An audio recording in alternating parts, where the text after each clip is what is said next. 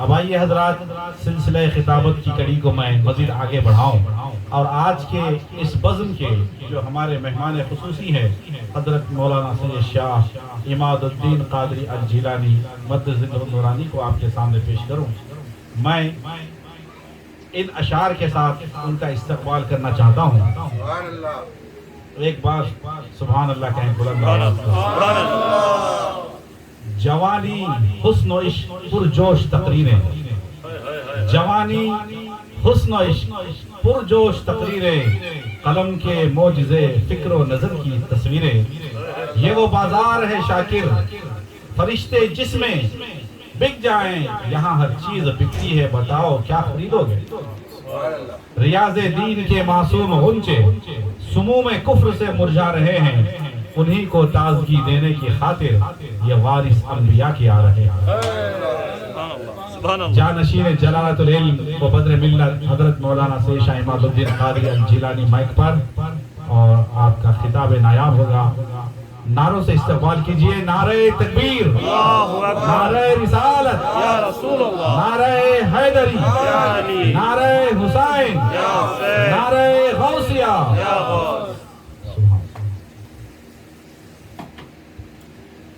الحمدللہ رب العالمین،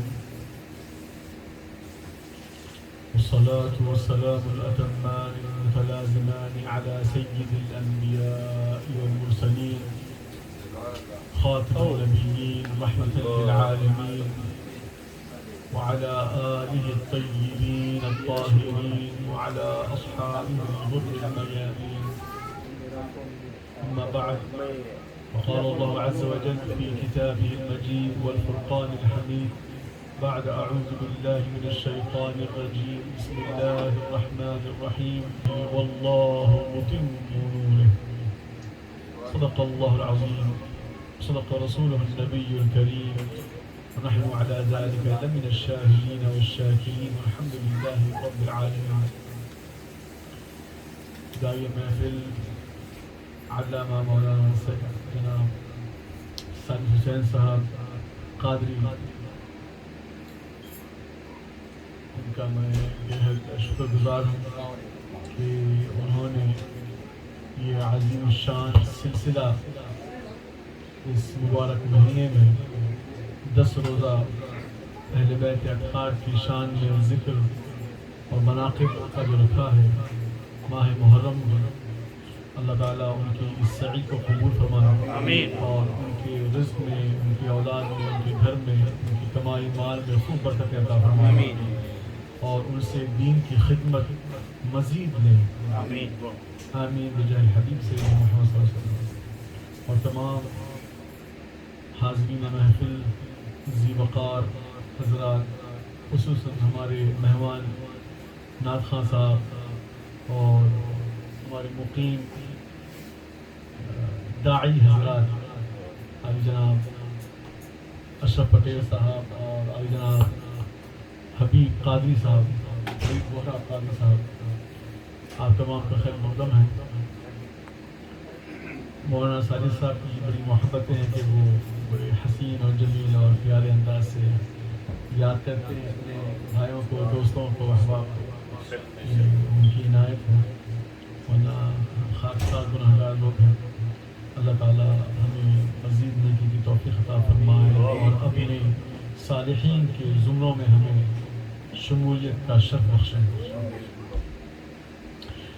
بحمدہ تعالیٰ کل آپ کے سامنے چند باتیں ہوئی تھیں اور اسی سلسلے کو آگے بڑھاتے ہوئے اہل بیت اطہار ان کی شان میں اور ان کے مقام اور پھر واقع کربلا کے چند یقیناً طویل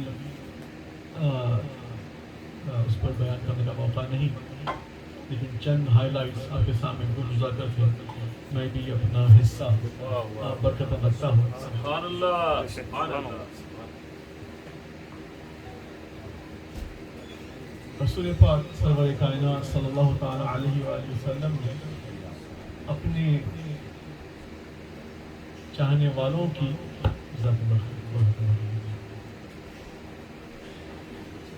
حضور اکرم سرور کائنات صلی اللہ تعالیٰ علیہ وسلم نے اپنے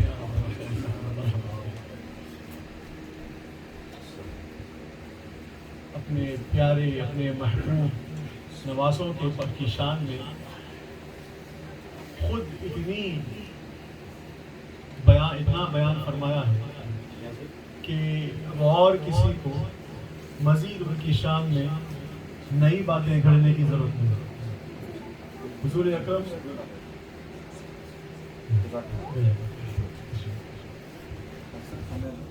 ایک بار باز بلند سب تمام بھائیوں کے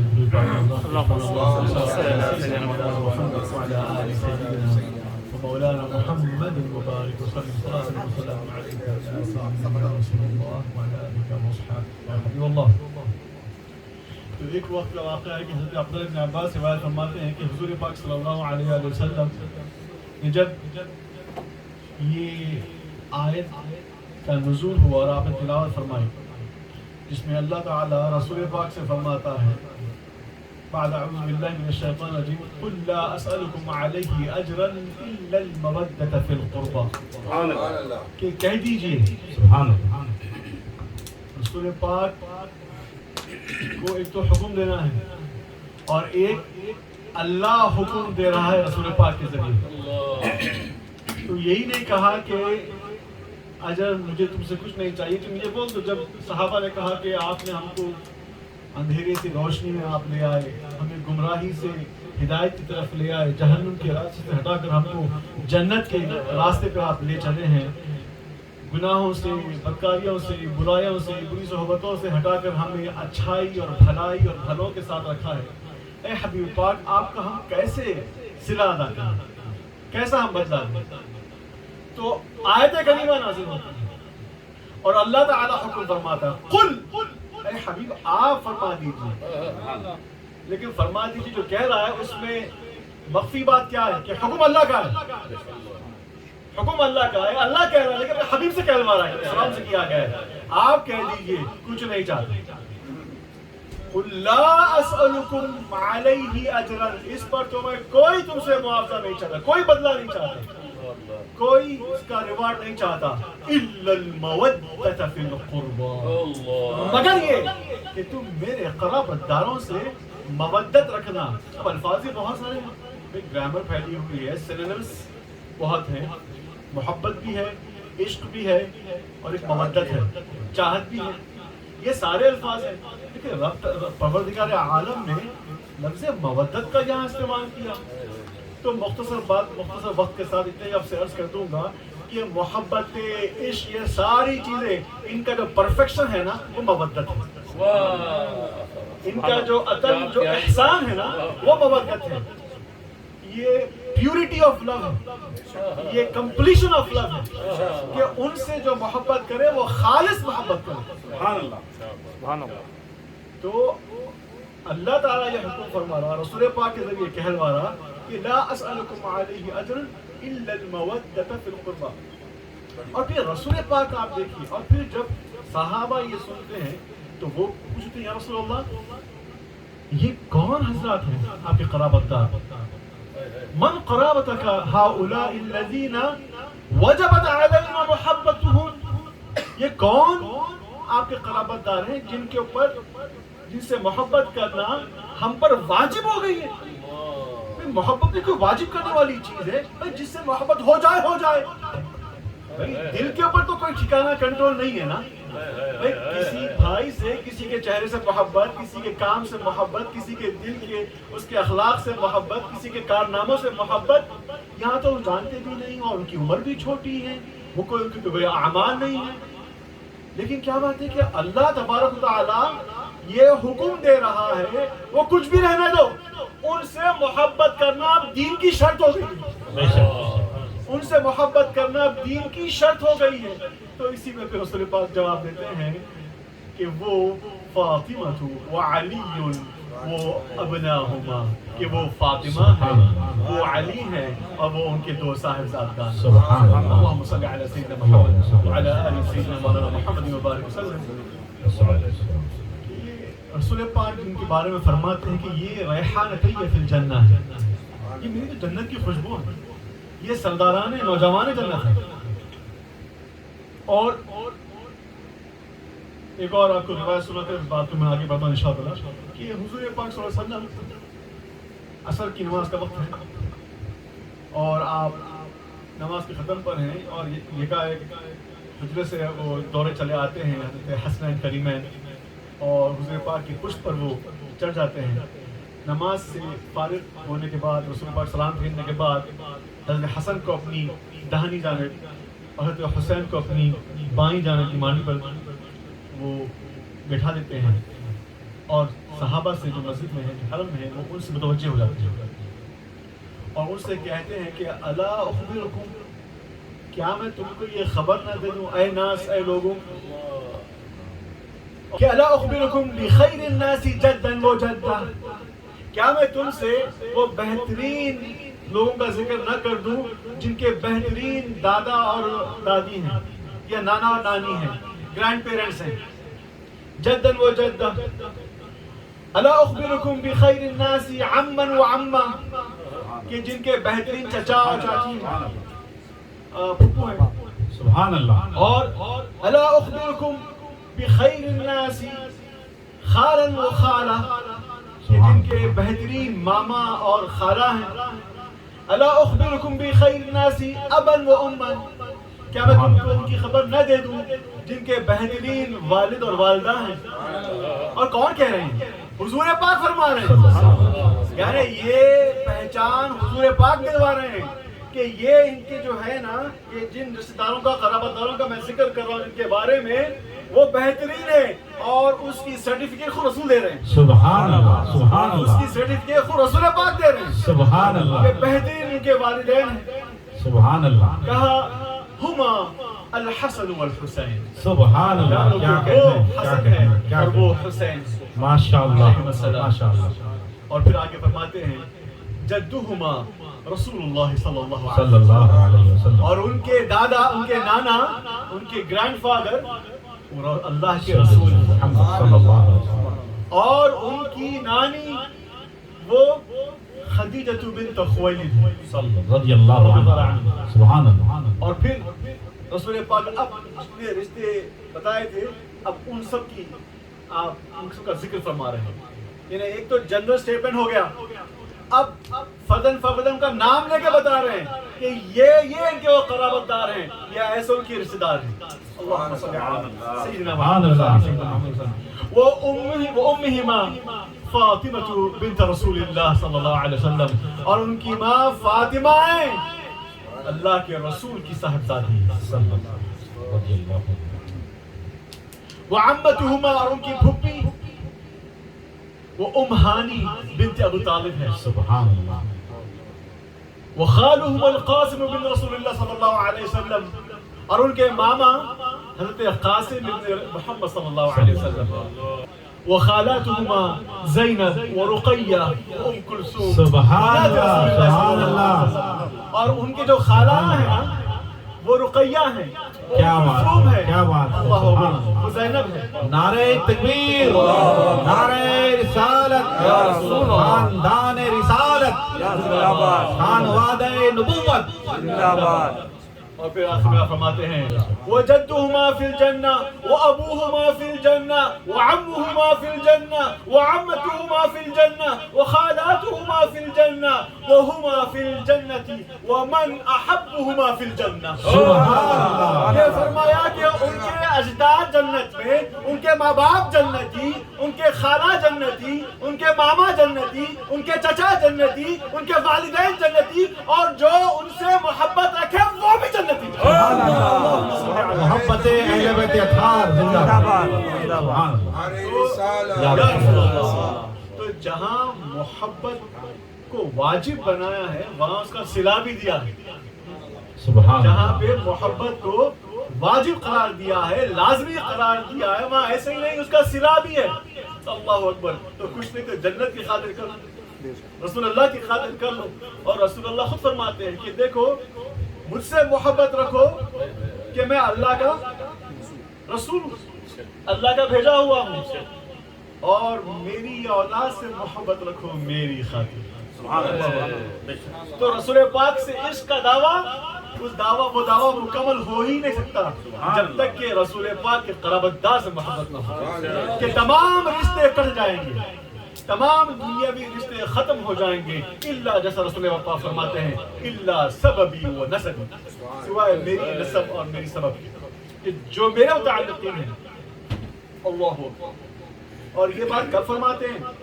رسول پاک کی خادمہ ہے، رسول پاک کی خادمہ ہے بریرہ غالباً نام رضی اللہ عنہ، تو ان کا کچھ سر سے چادر کچھ ہٹ گیا تھا، تو کسی صحابی نے ان کو فوراً تنقید کر دی کہ تم کیا سمجھتی ہو کہ تم رسول پاک کے پاس خدمت کرتی ہو تو تمہیں شریعت سے تمہیں اجازت ہے، چھوٹ ہے کہ تم اس طریقے سے بے پردہ ہو سکتی ہو؟ اور وہ غفلت ہے، مطلب ایک ہٹ گیا تھا آنچل، انسان سے کبھی غفلت ہو آتی ہے۔ تو اس قسم سے ایک نیک نیتی سے اور شریعت کی پابجائی میں ہی ان سے یہ بات کہہ ڈالی، وہ جا کے رسول پاک سے فرماتی ہیں کہ یہ ایسا واقعہ ہوا۔ روایت میں آتا ہے کہ رسول پاک اس وقت جاتے ہیں، منبر پر کھڑے ہوتے ہیں اور یہ حدیث یہ بیان فرماتے ہیں کہ یاد رکھو کہ ساری رشتے ختم ہو جائیں گے سوا میرے رشتوں کے قیامت کے دن۔ اللہم صلی علی سیدنا محمد وعلی آل سیدنا محمد۔ تو رسول پاک سے محبت اور ان سے نسبت یہ کوئی معمولی چیز نہیں ہے، رسول پاک سے محبت یہی ہماری بقا ہے دنیا اور آخرت میں، اور رسول پاک کی محبت کو استوار، اس کو اور مضبوط کرنے کے لیے رسول پاک کے اہل بیت سے محبت کرنا ہم پر لازم ہے۔ میرے بھائی ہو، اور وقت نہیں لوں گا، لیکن یہ یاد رکھیں کہ ایک بار نہیں، دو بار نہیں، سینکڑوں بار رسول پاک یاد دلاتے ہیں، یعنی کبھی ان کے بچپن میں، کبھی ان کی بڑھائی میں، کبھی رسول پاک کی ابتدائی زندگی میں جب وہ شروع میں پیدا ہوتے ہیں، یہاں تک کہ آخر وقت میں بھی جب رسول پاک کا آخری خطبہ ہوتا ہے اس دنیا فانی میں، تب بھی فرماتے ہیں کہ تمہارے بیچ میں دو بھاری بھرکم بڑے وزندار چیز چھوڑ جاتا ہوں، ایک کتاب اللہ کی کتاب ہے، اور دوسری عطرتی اہل بیت، اور دوسری رسول پاک کی عزت اور ان کی اہل بیت۔ یہ دونوں کو تھامے رہنا یہی بقا کا ثبوت ہے۔ اس میں سے ایک بھی چھوٹ جائے تو پھر راستے سے ہٹ جائے، ایک بھی دامن چھوٹ جائے، قرآن چھوٹ جائے، اہل بیت کو پکڑ لو تو بھی نقصان دہ، راستے سے ہٹ جائیں گے۔ قرآن کو پکڑ لیں گے، اہل بیت کو چھوڑ دیں گے، تب بھی گمراہی میں رہیں گے۔ نجات نہیں ہے، نجات کب ہے؟ تب ہے جب کہ تم دونوں کو تھامے رہو، قرآن کو بھی اور اہل بیت کو بھی۔ اور ایک حکمت کی بات کیا ہے؟ کہا دیکھو اتنے اختلافی معاملات ہیں، اتنے ڈفرنس آف اوپینین ہیں، اتنے آراء ہیں، اتنے فتاوا ہے، تو کیسے سمجھیں؟ کہا سمپل ہے، رسول پاک نے فرما دیا نا، وہ راستہ جس پر قرآن بھی اور اہل بیت بھی ہے، اس میں تمہیں دونوں مل جائے تو وہی حق کا راستہ۔ اگر کوئی ایسا راستہ ہے جہاں اہل بیت نہیں ہے تو پھر وہ راستہ صحیح نہیں ہے، چاہے کتنے سے بڑا فتویٰ رہنے دو، بڑے سے بڑا مبلغ کیوں نہ ہو، اگر اس راستے پر، اس موقف پر، اس بیان پر اگر اہل بیت موقف کا موقف ملتا نہیں ہے تو پھر وہ موقف صحیح نہیں ہے۔ اللہ اکبر۔ تو یہی ہمارے لیے ضمانت ہے آخرت کی اور جنت کی، اللہ اس کے رسول کی محبت، قرآن پاک کو تھامنا اور اہل بیت کو تھامنا۔ اور دیکھیے جس دور میں ہم رہ رہے ہیں، یہ دور کیا بلکہ ہر دور میں ایک فیز آتا ہے، ہمارے دور میں بھی ایک فیز آیا ہے جو ایکسٹریمزم کا ہے، اور ایکسٹریمزم اب صرف مار دھار کی حد تک نہیں رہا، ایکسٹریمزم اعتقالات تک بھی چلے گیا ہے۔ یا تو یہ جو بیچ کا راستہ ہے اس سے اس طرف اتنا چلے گئے کہ رافضیت اور شیعت کی طرف مائل، اور اگر ادھر پلٹے تو پھر خارجیت اور ناصبیت کی طرف۔ لیکن رسول پاک کی تعلیم جو مشہور مقولہ ہے وہ کیا ہے؟ خیر الامور اوسطها، کہ تمام معاملات کے، تمام امور کے لیے بہترین جو راستہ ہے وہ ماڈریشن والا راستہ ہے، وہ ماڈریٹ والا راستہ ہے۔ اگر ہم ایکسٹریمزم اپنائیں گے، شدت پسندی کریں گے، بعض اوقات پر شدت ضروری ہوتی ہے وقتیہ، لیکن وہی ایک فاؤنڈیشنل بیسس نہیں بن سکتی۔ جب جیسی ضرورت پڑی ویسا آپ کو فورس کرنا ہوگا. آندھی وہاں سے آئی تو تھوڑا سا شدت ہوگی اور اس طرف آپ کو ڈھکلنا ہوگا اپنے آپ کو. آندھی وہاں سے آئی تو اپنے آپ کو پھر مضبوط کرنا ہوگا, شدت اس طرف کرنا ہوگا. جب آندھی تھمی تو پھر واپس اپنے ڈگر پہ آ گئے. ہوتا یہ ہے کہ ہم اکثر دیکھتے ہیں کہ لوگ ایکسٹریم پہ چلے آتے ہیں اور اس ایکسٹریم کو اتنا تھام لیتے ہیں کہ اب روزمرہ زندگی میں وہ ایکسٹریم, یہاں تک کہ آپ مسجد میں جائیے تو یا تو مسجد میں آنے کی دعوت ہوتی ہے, لوگوں کو دین کی طرف بلانے کی دعوت ہوتی ہے, نہیں تو پھر میں کچھ عرصہ پہلے کے لیے پڑھانے کے لیے گیا تھا. معصوم بچہ وہ چیخ پکار کرنے لگ گیا. بعد میں پتہ چلا کہ وہ آٹسٹک بھی ہے. تو عوام اس کو بولے تھا تو وہ ذرا اوپر حرکتیں کرنے لگا اور ممبر پہ چڑھنے لگا اور سنا, لیکن اس کو تو اللہ شریعت نے معاف کر دیا نا. لیکن ایک تھے مولوی صاحب, وہ ان کو بڑی پریشانی ہو گئی. 100 لوگ 150 لوگ مسجد میں ہیں, لیکن وہ ایک صاحب کو اتنی شدت سے غصہ آیا اور انہوں نے سارا بس طوفان کھڑا برپا کر دیا. بچوں کو نہیں لانا چاہیے اور بچوں کو دور رکھنا چاہیے اور فلاں کرنا چاہیے. تو اب یہ بھی ایک معنوں میں شدت ہے, کیونکہ یہاں پر تربیت ضروری ہے, لیکن تربیت اولاد کے ساتھ اب بزرگوں کی بات بڑوں کی بھی کرنی ہے کہ آپ کو نرم دلی اختیار کرنا چاہیے, آپ کو وسعت قلبی اختیار کرنا چاہیے. اگر ہم اپنی اولاد کو چھوٹے بچے ہی سے یہ ننے بیٹھے ماشاءاللہ, یہ اللہ کی سلامت رکھے, اللہ کو نظر حسد سے محفوظ رکھے, یہ بڑی پیاری طریقے سے بیٹھے ہوئے ہیں. لیکن بعض اور شرارتی ہوتے ہیں, یہ بھی شرارتی کچھ کم نہیں ہوں گے, لیکن الحمدللہ محنت کی ان کے والدین کے پیچھے. اور بسا اوقات والدین کے محنت کرنے کے باوجود بچے شرارتی ہوتے ہیں.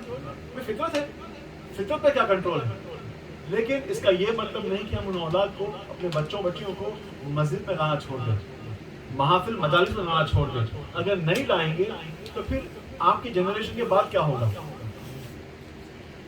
ہوتا یہی. اور آپ دیکھیے کہ جب ہم اس موضوع پہ بیٹھے اس جمع ہوئے بات کرنے کی کربلا کی, تو یہاں بھی آپ دیکھ لیجیے جنرل اسٹیٹمنٹ میں ماحول کیا ہو گیا تھا کہ اللہ اس کے رسول کی تعلیمات سے, حالانکہ مسلمان تو ہیں لیکن دوسری پرائیورٹیز اب زندگی میں آ گئی تھی. دوسری جو جہت ہیں, جو ڈائریکشنز ہیں, وہ زیادہ اہم لگنے لگی تھی. اپنے مالک کو خوش کرنا, اللہ اس کے رسول کو بعد میں, لیکن اپنے قوم کے لیڈر کو خوش کرنا, اپنے سپہ سالار کو خوش کرنا یا مال حاصل کرنا, اگرچہ کہ اللہ اس کے رسول کے مقدسات تقدسات کو پامال کرنا بھی ہو, لیکن اس کے عوض میں 2 تھیلے سونے کے, چاندی کے, دینار کے مل جائیں تو وہ زیادہ بہتر لگنے لگی تھی. دنیا حاصل کرنا یہ اہم ہو گیا تھا. مال, دولت, رتبہ, مرتبہ, مقام, سمجھے آپ, یا پھر کسی کے ساتھ, بڑے لوگوں کے ساتھ چلنا پھرنا, یہ اہم لگنے لگ گیا تھا. تو اگر ہم اپنی اولاد کو اچھی جگہوں پہ لے کے نہیں آئیں گے اور ان میں یہ بچپن سے ہی انسٹل نہیں کریں گے کہ دیکھو یہی راستے میں اچھائی بھلائی ہے, یہ پسند آئے یا نہ آئے تم کو بعد میں سمجھ آ جائے گا, بعد میں تمہیں شرح صدر ہو جائے گا, بعد میں تمہیں یہ بات کھل جائے گی کہ ہاں اسی میں خیر ہے. آج اگر ابو کھیلنے نہیں دے رہے ہیں چند دونوں کے ساتھ, چند بچوں کے ساتھ, تو وہ تمہارے لیے بعد میں بہتر ہے. کچھ گیمز کھیلنے نہیں دے رہے تو تمہارے لیے بعد میں بہتر ہے. اگر تم بازار کو جا کر چاقو خریدنا چاہتے ہو یا بندوق خریدنا چاہتے ہو, تمہیں روکا جا رہا ہے تو ابھی تو تمہیں ایذا لگ رہی ہے, برا لگ رہا ہے, لیکن تمہارے لیے وہ خیر ہے, بہتر ہے. تو یہ تربیت تو ہر معاملے میں ہماری ضروری ہے. اگر ہم ابھی سے نہیں ان کو دین کی طرف لے کے آئیں گے, توجہ نہیں کریں گے, بلائیں گے نہیں, تو نتیجہ کیا ہوگا. ہم بجائے حسین اور کربلا والے اور اہل بیت والے اور صحابہ والی قوم پیدا کرنے کی, ہم یزید والی قوم پیدا کرنے لگیں گے, کیونکہ ہماری پرائیورٹیز چینج ہو چکی ہوں. تو وہ پرائیورٹیز ہم 20 سال 40 سال 20 سال 25 سال کی عمر میں جب ہمارے نوجوان لڑکے لڑکیاں آئیں گی, اس وقت اگر ہم متوجہ ہوں گے تو اب تو بہت دیر ہو چکی ہے, پٹری سے ٹرین چھٹ چکی ہے. اب تو بورڈنگ پاس ہاتھ میں رکھ کے بھی فائدہ کچھ نہیں, ابھی کچھ فائدہ نہیں. حاصل جبھی ہوگا جب یہ ننھی عمروں میں جب بچوں کی طرف توجہ کی جائے گی. الحمدللہ یہاں پر علماء کرام ہیں، اللہ ہمارے مولانا صاحب کو سلامت رکھے، وہ بھی جد و جہد کر رہے ہیں، اپنے قیمتی وقت میں سے وہ وقت نکال رہے ہیں اور بچوں کی تربیت اور تعلیم اور تدریس کا وہ کام کر رہے ہیں، اپنے وقت کو قیمتی بنا رہے ہیں، اپنے وقت حاجی صاحب نے کہا۔ بارک اللہ۔ تو ہمیں ان علماء کا، ان صحبتوں کا، ان مجالس کا، ان محافل کا بھرپور استفادہ کرنا چاہیے۔ اکیلے ہی کچھ نہیں، ہم تو دیکھیے الحمدللہ اچھے خاندانوں پیدا ہوئے، اللہ تعالیٰ نے فضل فرمایا، والدین نے تربیت کی، آپ میں سے بعض علماء ہیں، بعض حفاظ ہیں، بعض جو ہے محنت کر کے دیندار بنے ہیں، دنیا بھی کمائے، آج دین بھی کما رہے ہیں۔ لیکن اب ہم جو دیکھ رہے ہیں اپنی نسلوں کو وہ بہت دور ہے۔ آج ہم دیکھ رہے ہیں کہ لڑکے لڑکیاں 14 ایئرس کے ہیں، 16 ایئرس کے ہیں، 20 ایئرس کے ہیں، لیکن بالکل بلا روی کے شکار ہیں، اور یہ اسی یزیدی منہج پر ہے، کیونکہ ایک تو ان کو معلوم ہی نہیں، اور اگر معلوم ہونے لگا، جب جذبہ آنے لگا تو وہ علماء کے پاس نہیں جا رہے ہیں، وہ کہاں جا رہے ہیں؟ گوگل جا رہے ہیں، وہ فیس بک کے پوسٹ پہ جا رہے ہیں، ایسے پوسٹ جس کے اوپر کوئی ریفرنس نہیں ہے۔ اگر ریفرنس بھی ہو تو پوسٹ کرنے والا کون ہے؟ اگر آپ نے کسی سائٹ سے لیا ہے، ابھی کچھ دن پہلے ہمارے پاس بھی ایک پوسٹ آیا اور غوث پاک سے بات منسوخ کر دی گئی، خیر وہ بات کو دوہرا کر میں اس بات کی اشاعت کرنا نہیں چاہ رہا ہوں۔ تو میں نے اس سے پہلے کہ حالانکہ مجھے شوق ہوا وہ دیکھ کر، تو میں نے پرسنل پر تحقیق کی اس سے پہلے کہ میں اس کا رد کروں، تو میں دیکھتا ہوں کہ وہ فیس بک پہ ڈھونڈتے اس کا جو ہے مجھے وہ ملا سورس، اور پھر ان کے پاس سینکڑوں پوسٹ ہیں، اور ہر پوسٹ بغیر دلیل کے اور بس ماشاءاللہ باتیں لکھی ہوئی ہیں۔ تو وہیں سے کسی صاحب نے ایک رینڈم، نہ کوئی اس میں عالم دین نظر آئے مجھ کو، اور آخر میں جب ان کے پروفائل میں گیا تو فوٹو نظر آئی، تو بالکل نوجوان بچہ ہے، وہ ایسی بس پینٹ شوٹ پوز مارے ہوئے ہیں، لیکن ٹھیک ہے قصبہ کی محبت ہے، قصبہ کے بارے میں بڑے ان کے پاس پوسٹ ہے، لیکن سورس دیکھیے آپ۔ تو ہمیں یہ ضروری ہے کہ ہم اپنا علم کہاں سے لے رہے ہیں وہ ہم غور کریں، اگر نہیں کریں گے تو پھر ایسے ہی پوسٹوں سے علم حاصل کریں گے، بہت زبردست بات، اور ایسے اپنے دل کو آگے بڑھائیں گے۔ آپ دیکھیے کہ وہابیوں کا حال کیا ہے۔ اب یہاں پہ قریب میں آپ کی مسجد ہے، سیکرٹ لرننگ، میں نام لے کے کہہ رہا ہوں کیونکہ آپ اس میں اپنے بھائی صوفی بول کے وہ اپنے آپ کو بتاتے ہیں، ہم میرے بھائی صاحب سے بندہ بحث کرنے لگ گیا، ارے آپ کیا بات کریں، صوفی لوگ ہیں، وہ سنی ہے، وہ کہہ رہے نہیں بھائی سنی تو نہیں ہے، صوفی کا لبادہ اوڑھے ہوئے ہیں، اگر کوئی رومال ڈال لے، تسبیح ہاتھ میں پکڑ لے اور تصوف کی بات کرنے لگے، ایسے بھی بہرو کیے ہیں، لیکن اس لیے ہم ان کی نیت پہ سوال نہیں کر رہے، لیکن یہ کہہ رہے ہیں کہ وہ اہل سنت والجماعت کی ڈگر سے نہیں، وہ وہابیہ کی ڈگر سے۔ تو لیکن کیا کریں گے، معلومات ہی نہیں کہ ان کا سورس کہاں پہ ہے، کسی کو اتنی توفیق ہی نہیں ہوتی کہ اگر کوئی اپنے آپ کو عالم کہہ رہا ہے، بیان کر رہا ہے، تو اس کا سورس کہاں ہے۔ بہرحال تو حسینیت اور یزیدیت میں ہمیں فرق سمجھنا چاہیے، یہ سارے معاملات کو ہمیں دیکھنا چاہیے، اور یہ اذکار، یہ محافل کیا جمع ہونے کا مقاصد کا مقصد یہی ہے کہ ہم ایک تو اللہ اس کے رسول کی محبت اپنے سینوں میں راسخ کر لیں، اہل بیت اطہار کی محبت اپنے سینوں میں راسخ کر لیں، صحابہ کی تعظیم اپنے سینوں میں راسخ کر لیں، اور پھر ان کی تعلیمات پر عمل پیرا ہو جائے۔ وما علینا الا البلاغ، وصلی اللہ علی سیدنا محمد وعلی آلہ وصحبہ۔